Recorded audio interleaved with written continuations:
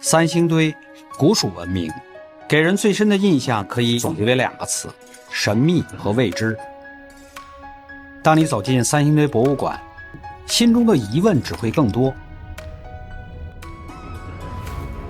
这些青铜头像的造型为什么看起来前卫而怪诞？蜀地为什么会出土象牙？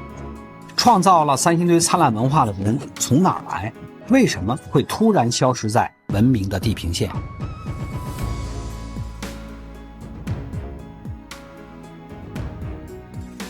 大家好，我是老钱。今天我们来到了三星堆博物馆。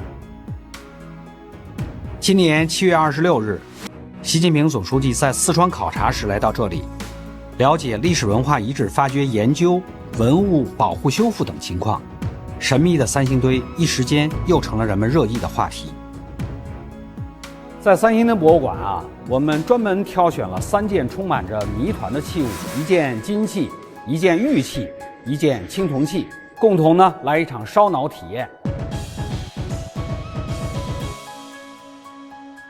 三星堆出土文物中最令人匪夷所思的金器就是黄金权杖。发掘之初，考古学家一度认为这是一条黄金腰带，直到清理完成后，才通过一系列复原发现，原来是黄金权杖。权杖代表着权力，在我们的印象里，古埃及人爱用金杖，而早期中华文明中权力的象征是鼎。鼎，所谓宇柱鼎，定九州。三星堆人为什么要用金杖呢？是谁拥有了它，又为什么埋葬了它？至今还是个谜。专家将金杖上的金箔缓缓展开，发现其厚度竟薄如蝉翼，很难想象数千年前的古蜀人是用何种方式捶打出金箔来的。仔细观察，上面竟刻有鱼、鸟、剑和人面纹饰，很魔幻吧？我们现代工艺想在金箔上手工雕刻绘画都十分困难，但是数千年前的古蜀先民竟然已经掌握了錾刻技术。这些纹饰到底想表达什么意思？希望更多的考古研究能早日让金杖之谜拨开云雾见天日。再看第2件玉器。玉在古人看来是通神之物。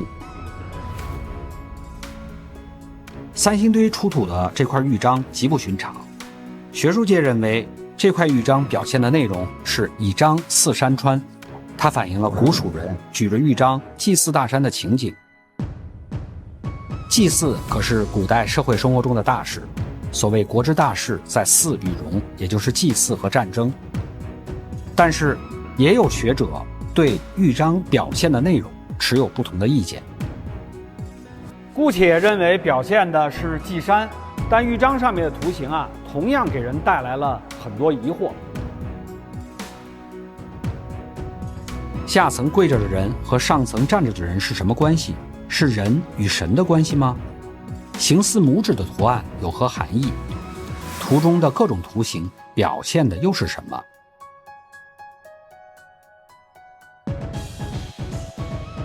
再来看第3件展品，青铜器。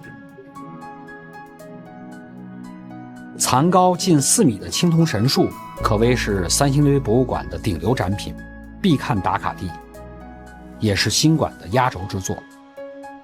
神树分3层，每层3枝，枝上生出花朵，缀着果实，站着9只丽鸟。最上面还有一部分没有被挖掘到，考古学家推测顶端可能停有一只更大、更精美的太阳神鸟。我们将目光移到神树顶部，你会发现它在展出时是靠钢丝来保持平衡。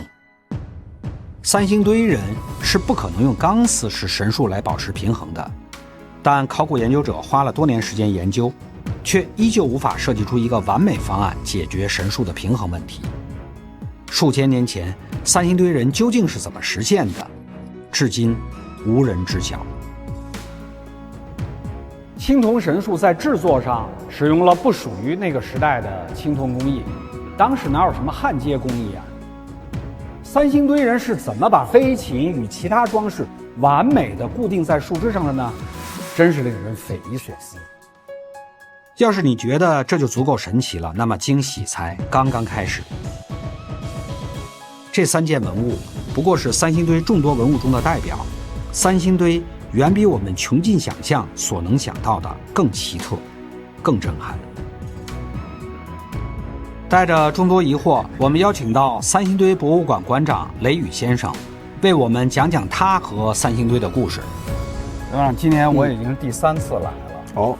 我每次觉得特别神奇和神秘的地方，是从咱们古代的高人来讲啊，他有天马行空一样的艺术想象，但是这个东西最后是要落到工艺上，落到制作非常精美的一件一件的器物上，这样的这个工艺和这个想象的结合，在您的这个研究领域里边，您当时有没有什么新的发现？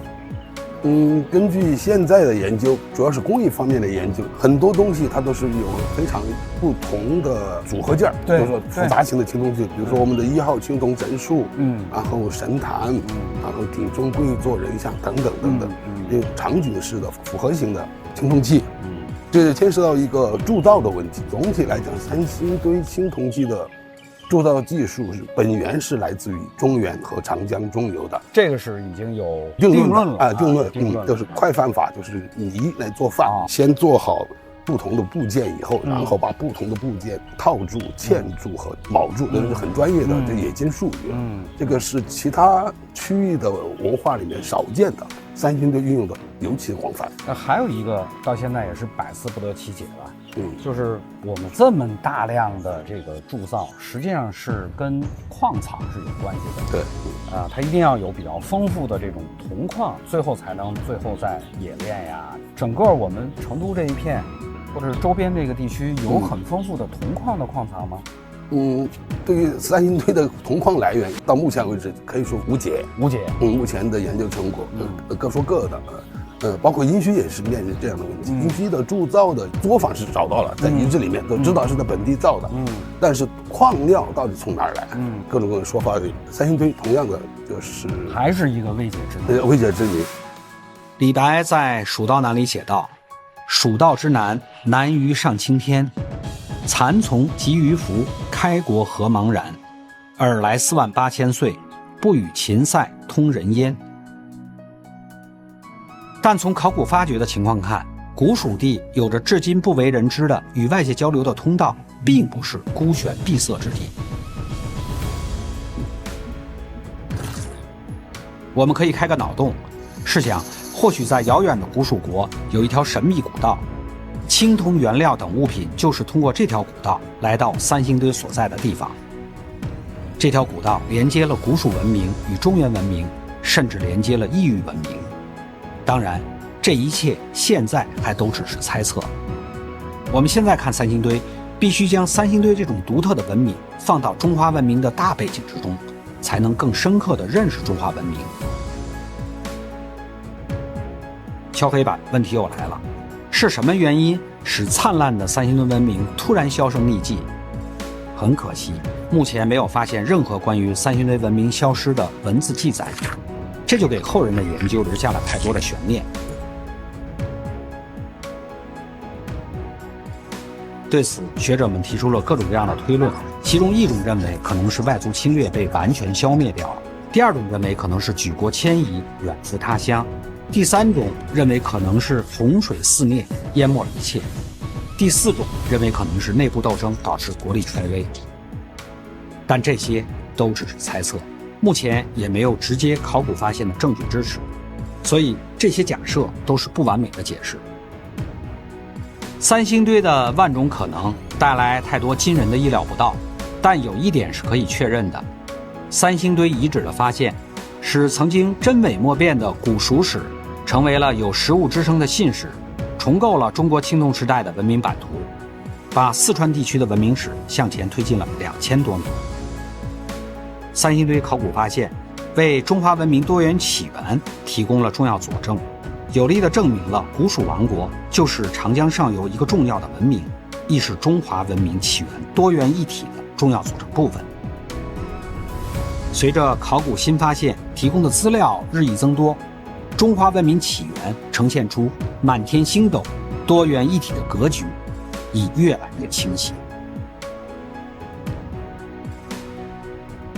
2020年9月28日，习近平总书记在第19届中央政治局第23次集体学习时曾指出，要高度重视考古工作，努力建设中国特色、中国风格、中国气派的考古学，更好认识源远流长、博大精深的中华文明，为弘扬中华优秀传统文化、增强文化自信提供坚强支撑。三星堆考古仍是一个正在进行时的考古发掘，相信在未来，通过对三星堆文物的进一步检测分析，更多关于三星堆的谜题都将一一揭晓。这个曾深埋地下数千年的古老文明的真实面目，也终会完整展现。